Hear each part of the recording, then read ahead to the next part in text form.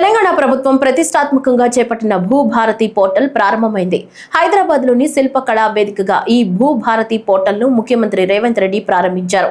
ఈ సందర్భంగా మాట్లాడుతూ భారతరత్న బిఆర్ అంబేద్కర్ జయంతి సందర్భంగా భూభారతి చట్టాన్ని ప్రజలకు అంకితం చేస్తున్నామని స్పష్టం చేశారు. 69 లక్షల రైతు కుటుంబాలకు భూభారతి చట్టాన్ని అంకితం చేస్తున్నామన్నారు.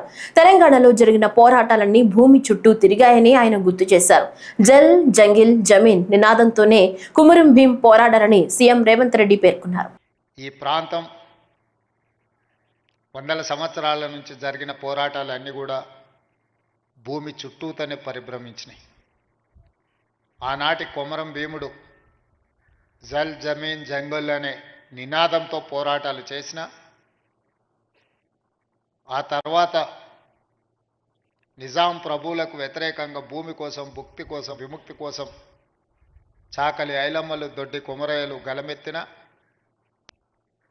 ఆ తర్వాత ప్రజాస్వామిక దేశంలో దున్నేవాడికే భూమి అని కమ్యూనిస్టు సోదరులు పోరాటాలు చేసిన ఈ పోరాటంలో అమరులైన ప్రతి ఒక్కరూ భూమితో తమకు ఉన్న అనుబంధాన్ని ఆధారంగా చేసుకొని చేసిన పోరాటాలు. ఆ పోరాటాల నుంచి పుట్టుకొచ్చిన రెవెన్యూ చట్టాలు ప్రజల యొక్క సమస్యల్ని శాశ్వతంగా పరిష్కరించే దిశగా ఉండాలి అని చెప్పి ఆనాడు కాంగ్రెస్ ప్రభుత్వం శ్రీమతి ఇందిరాగాంధీ గారు భావించారు. భూమి అనే చర్చ ఎప్పుడొచ్చినా బూరుగుల రామకృష్ణారావు గారు కావచ్చు, పి నరసింహారావు గారు కావచ్చు, శ్రీమతి ఇందిరాగాంధీ గారి నేతృత్వంలో జరిగిన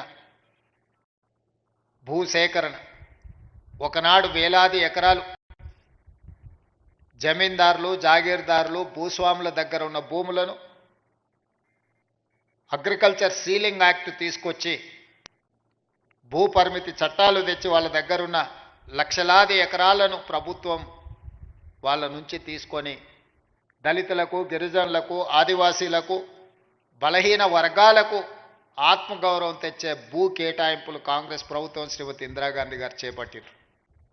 అదేవిధంగా వారసత్వంగా వచ్చిన భూములు కావచ్చు, తమ శ్రమతో కొనుగోలు చేసిన భూములు కావచ్చు, అటవీ భూమి హక్కుల చట్టం ప్రకారం ఆదివాసీలకు ఇచ్చిన పోడు భూముల పట్టాలు కావచ్చు, ఈ అన్ని భూముల యొక్క హక్కులను రెవెన్యూ శాఖ భద్రంగా పొందుపరిచి వాళ్ళ హక్కులను ఆనాడు పటేల్ పట్వారీ వ్యవస్థలో గ్రామాలలో పట్వారీలు భూముల వివరాలను నమోదు చేసేవాళ్ళు. ఆ పట్వారీలు నమోదులు చేసిన భూముల వివరాలు పటేల్ పట్వారీ వ్యవస్థ రద్దు కావడంతో గ్రామాలలో ఉండే రెవెన్యూ రికార్డులన్నీ కూడా మండల కేంద్రాలకు, మండల వ్యవస్థ వచ్చిన తర్వాత మండలాలకు తరలిపోయినాయి.